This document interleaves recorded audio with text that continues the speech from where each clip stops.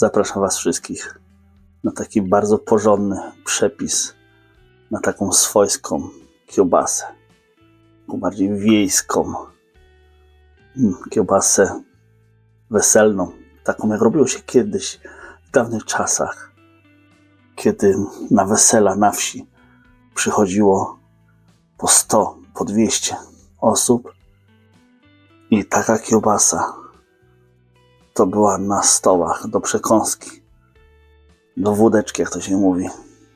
No, smakowała przepysznie. Taka kiełbasa, taka jak ta, to była wizytówka dobrego rzeźnika. Taką kiełbasę nie parzymy, tylko podpiekamy w wędzarni do temperatury 68-70 stopni. Ta kiełbasa musi mieć przede wszystkim taki bardzo porządny, intensywny smak. I przede wszystkim przepyszny aromat. I taka ta kiełbasa jest. Także koniecznie zapraszam Was na ten przepis. Wspomnienie z dawnych lat, kiedy to świniobicie było 2 razy w roku i robiło się zawsze wyroby na wiosce, na święta wielkanocne i bożonarodzeniowe. Taką świnkę się hodowało. No później wiadomo, z tej świnki powstawały szynki, balerony, boczki wędzone i oczywiście kiełbasa. Kiełbasę robiło się z tego, co zostało, czyli te najlepsze składniki, na szynki i na polędwice, boczki. Tylko szło w całości do wędzenia. A oczywiście wszystkie takie okrawki ze szynek, z boczków, jakieś podgardla, to wszystko szło w kiełbasę. Że człowiek chciałby sobie po prostu wspomnieć, jak to było kiedyś, a jak jest to dzisiaj.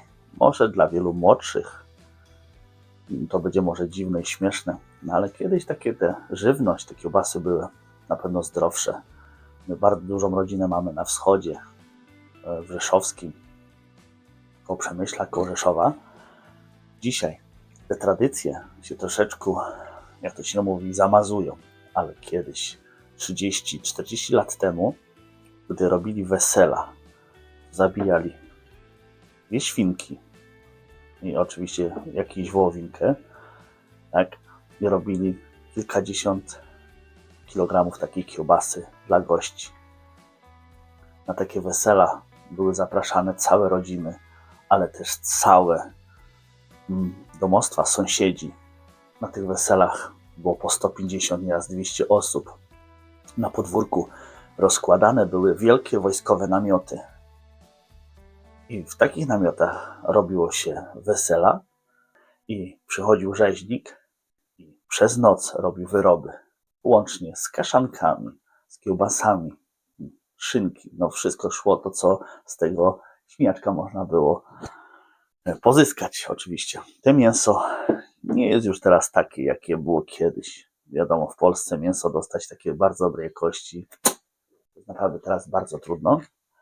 Ale kiełbasa i ten przepis, który pamiętam, który robiliśmy na wesela z kilkudziesięciu kilogramów mięsa, do dziś pozostał mi w głowie. I stąd, wracając do tematu i do czasów współczesnych, pokażę Wam, że ta kiełbasa właśnie jest z takich kawałeczków mięsa, które zostają po świniobiciu. Zobaczcie, kawałeczki jakichś boczków, orzynki, skrawki, ze schabów. To jest takie bardziej tłuściejsze, tłuszcz twardy. To ja już wcześniej to wszystko naszykowałem oczywiście. To jest okrawki ze szynek. I tutaj macie, zobaczcie, pierwszy gatunek, no taki prawie pierwszy gatunek samej szynki. Zobaczcie, ona była peklowana wczoraj. Ja już sobie ją wcześniej nasoliłem. I zostawiłem ją na noc. Te mięso, zobaczcie, zmieniło troszeczkę kolor. Z tego względu, że w środku jest różowiutkie po soli, a na wierzchu zaczęło się utleniać. Niczym to nie przeszkadza. No zobaczcie, ono jest całe i tak w środku różowiutkie. I to jest pierwszy gatunek. Ja dzisiaj będę robił tej kiełbasy z 10 kg i na każdy kilogram mięsa dałem 16 gram soli. Ja tutaj akurat używałem sól pół na pół z peklosolą. I w tamtych czasach używało się zwykłej soli i saletry. Ewentualnie niektórzy używali samej soli, ale na takie przyjęcia, gdzie jest dużo ludzi i ta żywność musi być bezpieczna, to wtedy stosowali saletrę. Ta saletra łatwa była w przedawkowaniu. Była bardziej chyba szkodliwa niż ta peklosul, ale tak się kiedyś stosowało. I zobaczcie, mam tu 10 kg, czyli stosunek tego mięsa, szynki do tych tłustych to jest 1:3. Dobrze mówię, bo szynki miałem 7 kg, a 3 kg miałem tych boczków, podgardla, okrawków ze schabu. Razem będzie 10 kg kiełbasy i na te 10 kg kiełbasy oczywiście będzie 16 g soli na każdy kilogram. Ja tutaj dałem 160 g soli. Powiem Wam, nagadałem. Może komuś się to przyda, może ktoś to przewinie. Chciałbym, żebyście obejrzeli ten film do końca i bardzo Was o to proszę, żebyście nie pominęli żadnego szczegółu. Zobaczcie, nawet teraz robi się w rękawiczkach gumowych, bo higienicznie, a kiedyś normalnie zwykłymi rękami. Przychodził rolnik czy rzeźnik, umył ręce i brał się za wyrób wędli. I nikt nie był chory. A w dzisiejszych czasach nie powiem, jakie są choroby. Dobrze, i teraz tak. Bierzemy się za mielenie. Ja Wam zaraz pokażę, jakich sitek tutaj będę używał. I dosyć gadania i wspomnień, bierzemy się za robotę. Słuchajcie, zawsze dla mnie jest takim ważną informacją, na jakim sitku mielimy dane kiełbasy. To zobaczcie, ja jestem zwolennikiem mielenia kiełbas na grubych sitach. Tak? Czyli takie bardzo chude. Zawsze używam albo szarpaka, albo takiego sitka, bodajże 16. I do takich chudziutkich używam takiego sitka. Do drobniejszych możecie używać 8, ewentualnie 10, 12. Takie bardzo ścięgniste mięsa, pozostałości jak to, możecie na najdrobniejszym sitku i makówce 2,8 pomielić. Jeśli to pomielicie na grubszym, tak ja to mielę na 8, naprawdę nic się nie stanie i klej, który macie w kiełbasie, uzyskujecie zawsze z tych ścięgien, z takiej szynki. Z tego uzyskujecie klej do kiełbasy, a nie ze smalcu czy z tłuszczu miękkiego. Tłuszcz, tyle razy powtarzam, jest nośnikiem smaku, ale nie za bardzo klejem do kiełbasy. Dlatego jeśli ktoś twierdzi, że do takiej kiełbasy dorzuci, 20% słoniny, no to jest w błędzie. Na takim sitku, zobaczcie, to jest 8, pomielę, tak jak Wam wcześniej mówiłem, takie kawałki boczku, tu są kawałki podgardla, kawałki z tego schabu.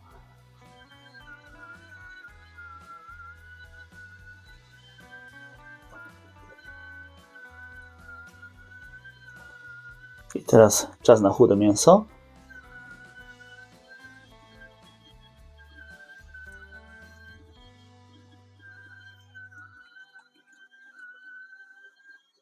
No i teraz tak, pomielone wszystko.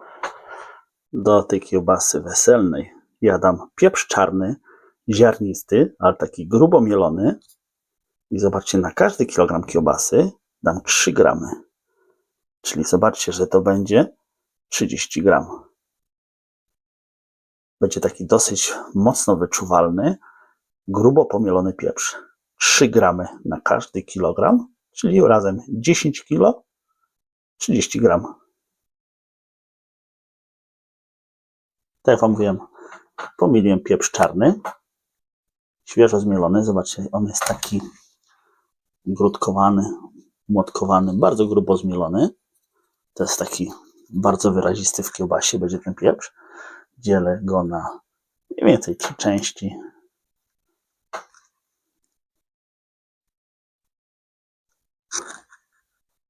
Do tej kiełbasy dam 1 gram na każdy kilogram ziela angielskiego.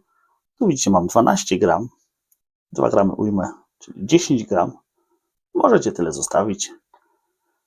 Zobaczcie, ziele angielskie tak drobno pomieliłem, ale zapach świeżo zmielonych ziół, ziela, pieprzu jest naprawdę już teraz wyczuwalny. Tu jest 1 gram na każdy kilogram. 10 kg kiełbasy, czyli 10 gram ziela angielskiego mielonego. I ostatni składnik do kiełbasy weselnej, czosnek. Możecie dać świeży, możecie dać granulowany. Zobaczcie, tu jest 30 gram czosnku. I te 30 gram czosnku akurat będzie mi pasowało na 10 kg kiełbasy, czyli 3 gramy na każdy kilogram. Równo dzielę, jak zwykle, na mniej więcej 3 części. I tak to wszystko razem się wymiesza. Tu jest trochę więcej mięsa, to trochę więcej można sypnąć. I nie dodaję żadnych składników więcej. Możecie dodać też majeranek. I 24 gramy majeranku. Zobaczcie, czyli to jest na każdy kilogram 2 gramy majeranku. Taką kiełbasę, jak się robi na weselach, na wiosce, no Majeranek był taką podstawą w kiełbasie wiejskiej. I tak wam mówiłem, świeżutki, naprawdę fajny majeranek. 2 gramy na każdy kilogram mięsa. Jak to mówili rzeźnicy na wsi, bez majeranku nie ma kiełbasy dobrej. No i zawsze tak stosowali. I ta kiełbasa, ta weselna, będzie właśnie z tą przyprawą.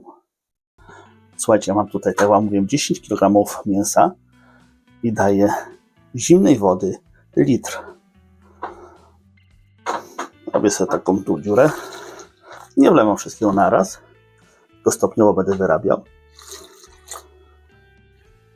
I ten składnik, to mięso, które tutaj jest, będę wyrabiał na samym końcu, tak jak wam wcześniej mówiłem, bo jego tylko wymieszam, te kawałki tłuszczu z tymi składnikami, które mam. Mogę zacząć od kleistego mięsa, czyli szynki klasy drugiej. Teraz mieszamy klasę pierwszą. Zobaczcie, to jeszcze będę musiał domieszać. Patrzcie, jak to mięso wciągło już tą wodę. Teraz ten składnik, czyli klasa pierwsza, to samo muszę pomieszać.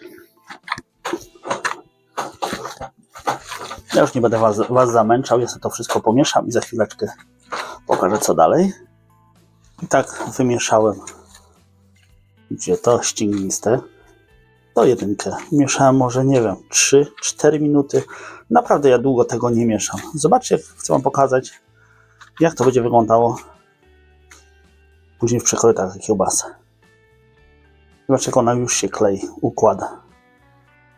Teraz tą frakcję, którą tutaj mam, mieszam razem z tymi. I to jest mięso z takim twardym tłuszczem. I one chciałbym, żeby były widoczne, te kawałki tłuszczu. Dolewam resztę tej wody, czyli na 10 kg dałem litr wody.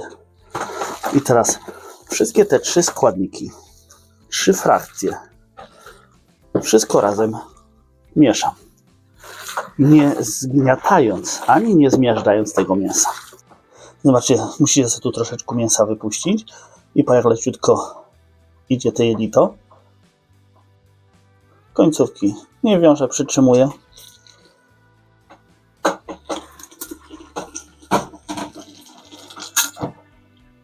Kręcę takiego ślimaka.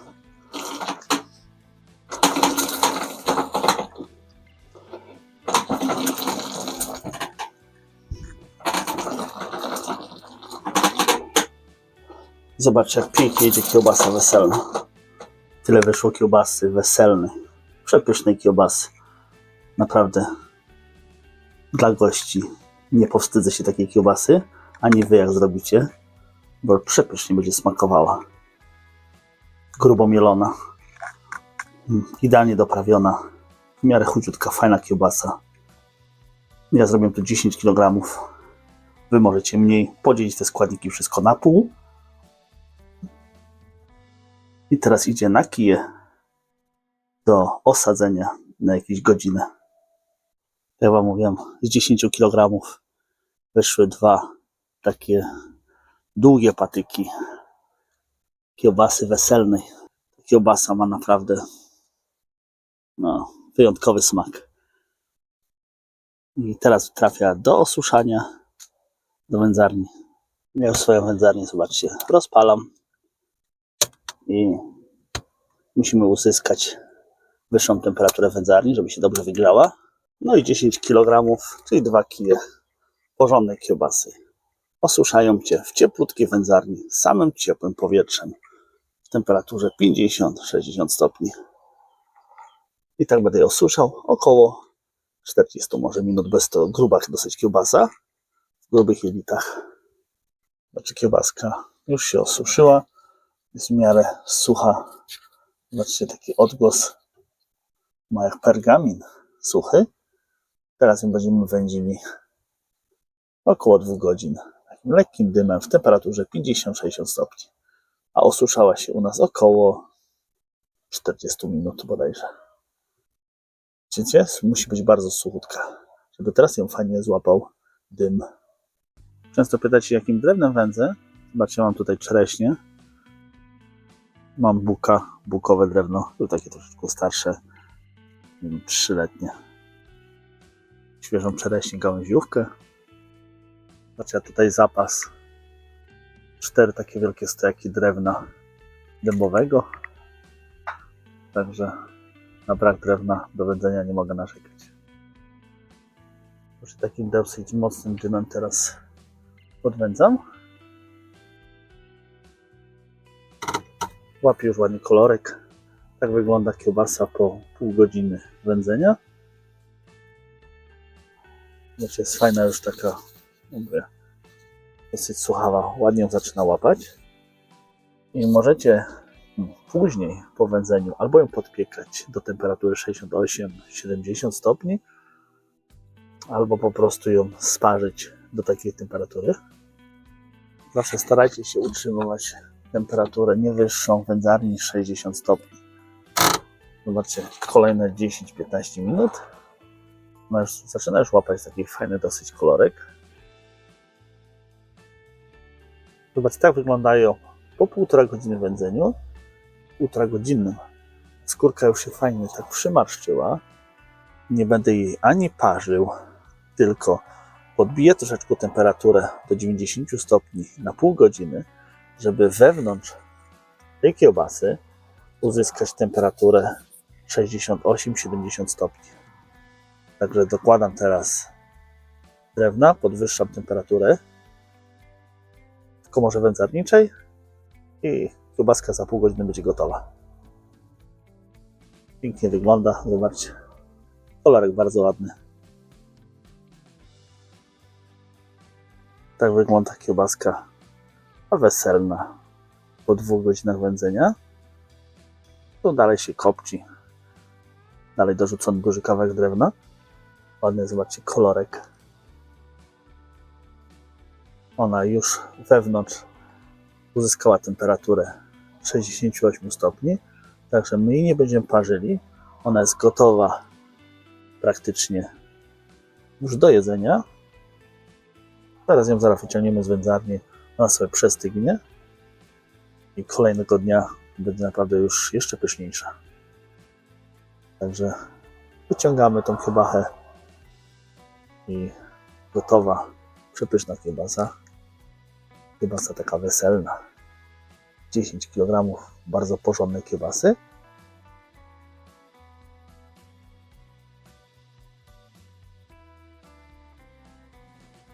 Wędziłem, tak jak mówiłem, mam około 2 godzin. Teraz są one już gotowe do zjedzenia. Ja ich wyjątkowo nie będę parzył, bo taką kiełbasę weselną to my nie parzyliśmy nigdy, ani żaden rzeźnik, chociaż zdarzało się, że inne gatunki kiełbas były parzone w parnikach, jeszcze wtedy pamiętam, ale taką weselną tośmy zawsze podpiekali w wędzarni. Temperatura 68-70, chociaż w tamtych czasach nikt nigdy nie mierzył. Każdy wiedział, że to ma być około pół godziny w temperaturze 90 stopni. Nie mierzyli też temperatur, jakie były w wędzarniach, często gęsto. Każdy wiedział, kiedy i jak ma wędzić i jakie mniej więcej te kiełbasy wyjdą. W dzisiejszych czasach No wiadomo, temperaturę w tych kiełbasach się mierzy, żeby były zawsze dobre, soczyste. I my też tak, ja tak też robię. Teraz ona koniecznie musi ostygnąć. Zobaczcie, jak ona fajnie wygląda.